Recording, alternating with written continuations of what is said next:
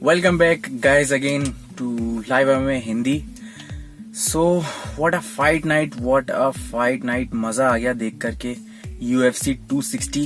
जिसने भी लाइव देखा होगा उसको तो रोंगटे खड़े हो गए होंगे उसके, बिकॉज फ्रांसिस अंगानू ने जो मेन इवेंट था, फ्रांसिस अंगानू वर्सेस स्टीफे मियोचिच, और जिस प्रिसिशन से फ्रांसिस अंगानू ने जो फाइट लड़ी है वो कमाल की है. ऑसम फाइट लड़ी उन्होंने.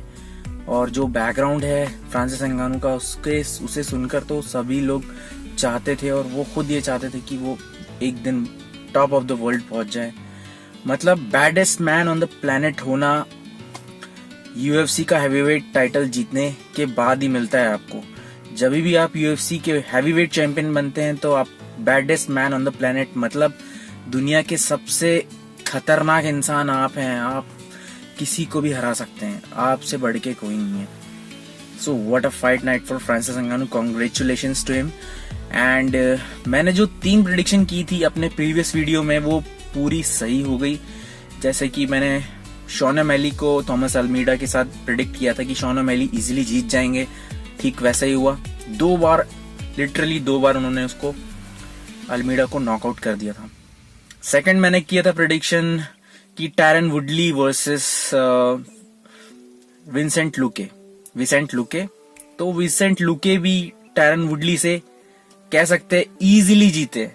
बस 1 या 2 पंच में उन्होंने उसको नॉकआउट कर दिया. Tyron Woodley knock off. And the man himself Francis Ngannou. What a background for him यार. What a match. उन्होंने top of the food chain में आके बता दिया है कि I am the greatest at the time, I am the baddest man on the planet. So congratulations to him.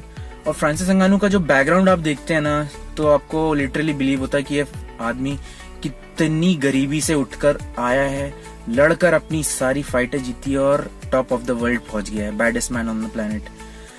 वो basically Cameroon से बिलोंग करते हैं. कैमरून में पैदा हुए थे. अफ्रीका का एक बहुत ही गरीब शहर है, बहुत ही, जहाँ खाने के वांदे लगे. वहाँ एकदम खाना खाने के लिए बच्चे, 10 साल के बच्चे रोडों पे काम करते हैं, जो बड़े लोगों के काम है.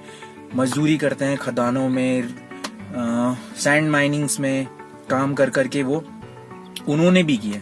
10 साल की उम्र में से वो काम कर रहे हैं खदानों में एज ए मजदूर, एज ए लेबर.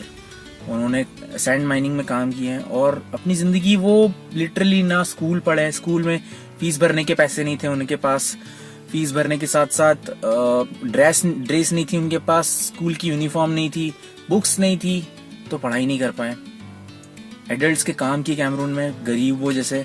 उसके बाद उन्होंने ट्राई किया कि बाहर, जहाँ से अपने देश से बाहर निकलता हूँ, तो 6-7 साल लग गए उनको अपने देश से बाहर निकलने के लिए. स्पेन से वो मोरक्को गए. मोरक्को में उन्हें इतनी गरीबी, वहां पे भी उन्हें लिटरली कैमरून जैसी तो नहीं, लेकिन मोरक्को में भी उन्होंने काफी स्ट्रगल किया. सड़कों पर रहे, खाना खाया उन्होंने, कचरों के डब्बों से खाना खाया. वो क्योंकि इलीगली स्पेन पहुंचना चाह रहे थे. इलीगली स्पेन से होते हुए वो फ्रांस जाना चाह रहे थे कि वहां जाके कोई थोड़ी सी अपनी जिंदगी को इम्प्रूवमेंट कर सके, बेहतर बना सके.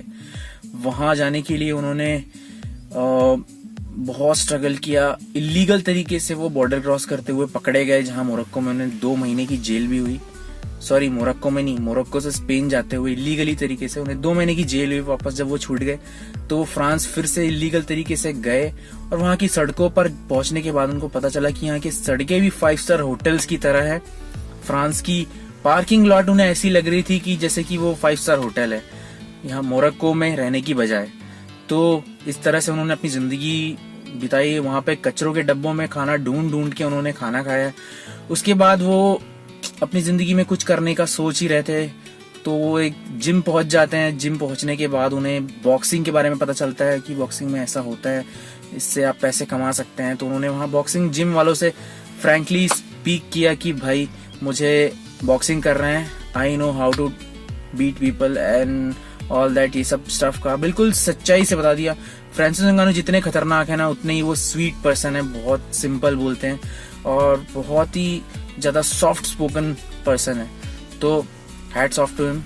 वहां के जिम वालों ने मौका दिया और वहां उन्होंने बॉक्सिंग स्टार्ट करी और धीरे धीरे अपनी मार्शल आर्ट्स की ट्रेनिंग को बिगिन करी और वो आगे बढ़ते गए step by step by step. तो इस तरीके से यह आदमी वर्ल्ड हेवीवेट चैंपियन है, तो हैट्स ऑफ टू हिम। और एक सुपर हीरो जैसी कहानी है इनकी।